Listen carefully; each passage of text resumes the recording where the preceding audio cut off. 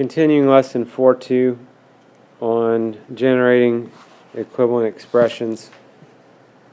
The first part in workbook page 47, they want us to write equivalent expressions. Like we talked about before, if there's anything we can distribute using distributive property, if there are any like terms that we can combine, we're going to do those things. If it's already simplified, then we can add the opposite, rearrange terms, stuff like that. But again, getting practice with distributive property and combining like terms will be beneficial for you. So if you look at number 1, we have 8 times the quantity y minus 7. So this one with the number right next to the parentheses means we can use the distributive property. So if we distribute, we're making sure we multiply the number outside to everything inside the parentheses. So we would do 8 times the y and then minus 8 times the 7. Okay, make sure you're distributing to both parts. That's what these arcs are to remind you of. 8 times y, that's the same as just 8y minus, and then 8 times 7 is 56. Those are not like terms. Don't try to combine those together. Again, we have no idea what y is equal to, so that's as good as we can get for writing an equivalent expression. If they would have asked for 2 equivalent expressions, then we could add the opposite, and then you could say 8y plus negative 56. Again, they only asked for an equivalent expression, so we only need one. So let's make it be 8y minus 56. Look at number 2. Got negative 2x plus 7. This one actually is already simplified. Negative 2x and 7 are not like terms, so we can't combine those together. So this is where we have to get a little creative, maybe.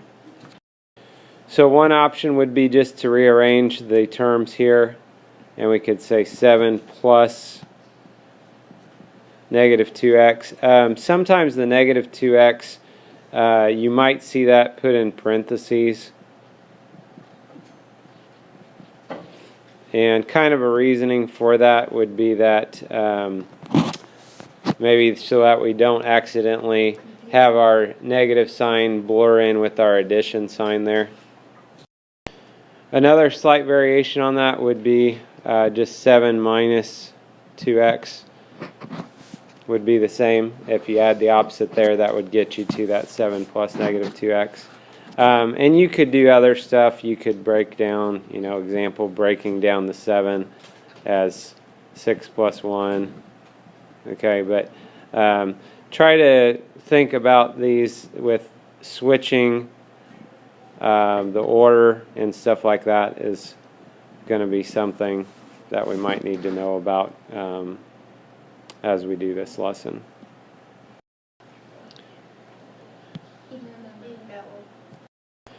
Look at number 3. We've got 3/5 x plus 2/5 plus 3/5 x. Again, trying to look for distributing and combining like terms first things if we can. So on this problem, we have these 2x terms that can be combined together. Nothing's being subtracted, so I don't have to worry about adding the opposite. So 3/5 x plus 3/5 x would be 6/5 x. Remember, when you add fractions or subtract fractions, the denominator stays the same. And then we just bring down the plus 2/5. If they ask for 2, another thing, just simply we could rearrange and make it 2/5 plus 6/5 x. Also, we could make the 6/5 x into 1 1/5 x plus 2/5.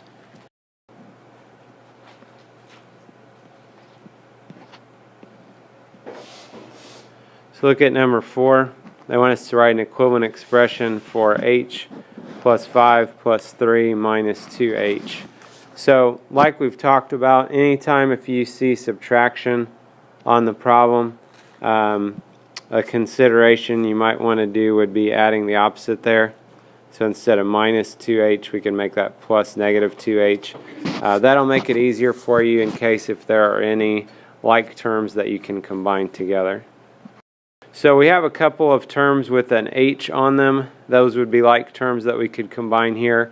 The first H doesn't have a number in front of it. We can put a 1 there, because if you multiply any number times 1, you get that same number still. And so 1H plus negative 2H would be negative 1H. Like if you have $1 and you spend $2, you're going to owe $1. Same idea, only the H goes behind it, okay?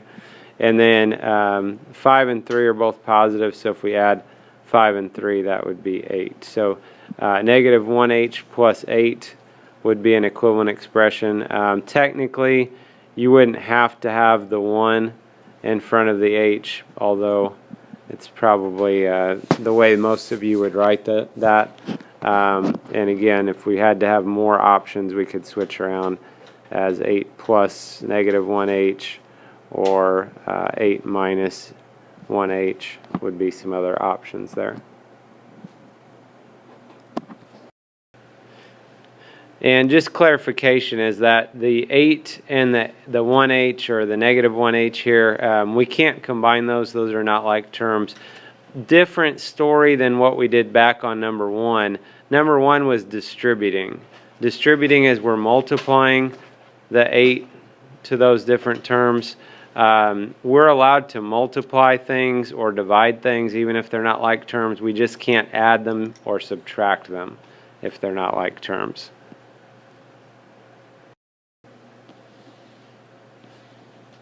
So look at number 5. They want us to write an expression equivalent to this.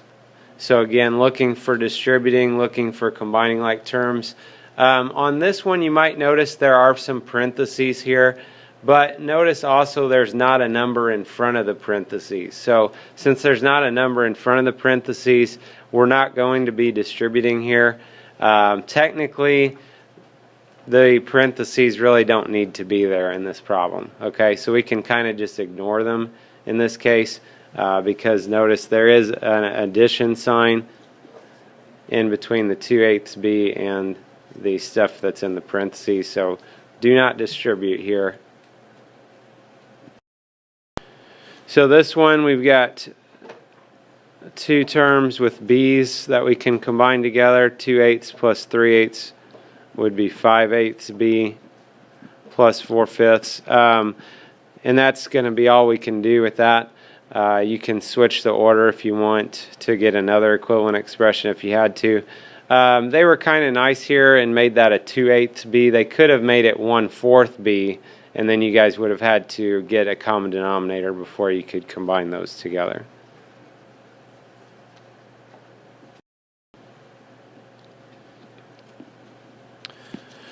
Number 6, they switch things up a little bit. They're asking for 2 expressions that are equivalent to 4n minus 5.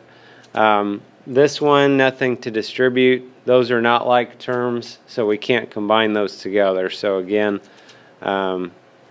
somewhat limited on, although there's really an infinite number of things that we could come up that would be equivalent. So one option would be, since they are subtracting here, we could add the opposite. It's 4n minus 5. We can make it into 4n plus negative 5. And then if we just rearrange that, change the order around, negative 5 plus 4n would be another equivalent expression. So these are probably going to be the two that we're going to want to find, because these would be the types of ones that the book might ask us, are these equivalent to what we started with? If we look at number 7, they want us to write an expression that's equivalent to this and state the property that justifies your answer. So I'm just going to rewrite what we're starting out with here.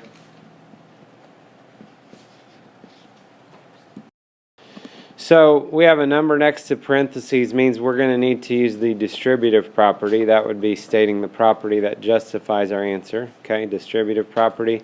So we're going to multiply here. We can multiply 5 times 3/2 r, and then minus 5 times 8. Make sure you distribute to both terms inside of your parentheses. 5 you could put as 5 over 1, and then if you multiply straight across, that'd be 15 over 2. 8 times 5 would be 40. So 15 halves r minus 40. If you wanted to, 15 halves is equivalent to 7.5. So you could put it as 7.5 r minus 40 or 7.5 r minus 40. And again, we could rearrange, switch the order. Since they're subtracting, be careful about that. Since they're subtracting, before you rearrange that, you'd probably want to add the opposite and then put it as negative 40 plus 7.5 r. Again, they only asked for one expression, so we would be good with just something like 7.5 r minus 40. And technically, since we don't know what's happening in this problem, if you leave it as 15 halves r minus 40, I would accept that. Just make sure your fraction is reduced. Look at number 11, which shows an expression equivalent to 6x plus 8 minus 4x. So for this problem, what we might want to do is try to simplify anything that we can. So if we need to distribute or if we need to combine like terms, we can do that. And then if they're equivalent, once we simplify, they should be exactly the same as each other than maybe the order of the terms. Okay? So on this, they're subtracting, so if you want to add the opposite here, if you want to actually rearrange these terms, you can, and get your like terms next to each other if that helps you. So then we could do a 6x plus negative 4x, which would be 2x. So 2x plus 8 would be a simplified version of what they've given us to start with. If we start looking at the options that they've given us here, then all the options they've given are already simplified, so that makes our life a little bit easier. So you might notice, oh, we have a 2x plus 8. It is choice C. So C would be the answer for this problem. One thing you can do on these problems if you have time is you could actually go back once you get your answer and substitute a value in for x. And if they're equivalent, actually, then you should get the same answer both ways. Something that I like to do is if I'm going to substitute a number in, I like to substitute in a 0. So like if we put a 0 in for this part C, we would get 8. And then if you put it in up here, and basically what happens is all of the variable parts just fall out because multiplying by 0 you get 0. So we get 8 both ways, and then that's a good indication that these are equivalent.